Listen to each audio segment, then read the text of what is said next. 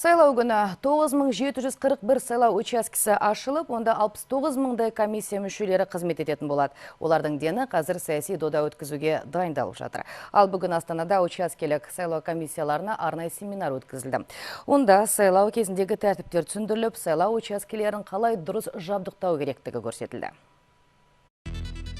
Астанадағы жастар сарайы алдағы сайлауды өткізуге сақадай сай. Мұндағы сайлау учаскесі барлық ереже бойынша жабдықталған. Бүгін оны семинарға келген учаскелік сайлау комиссия мүшелеріне көрсетті.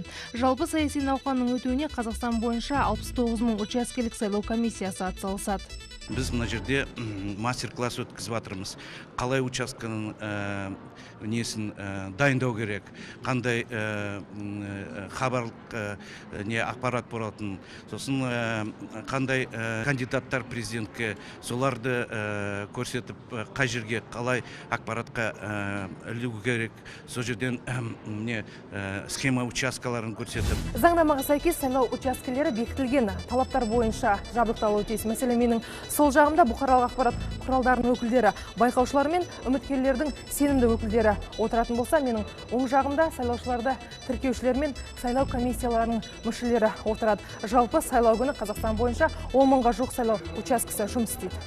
Учаскелік сайлау комиссияларының жұмысымен дауыс беру орындарын жабдықтау барысымен халықаралық байқаушылар миссиясы да танысты. Олар сайлау науқанына дайындық кезеңдері туралы өздерінің есебін сәуір айының ортасында жариялайды.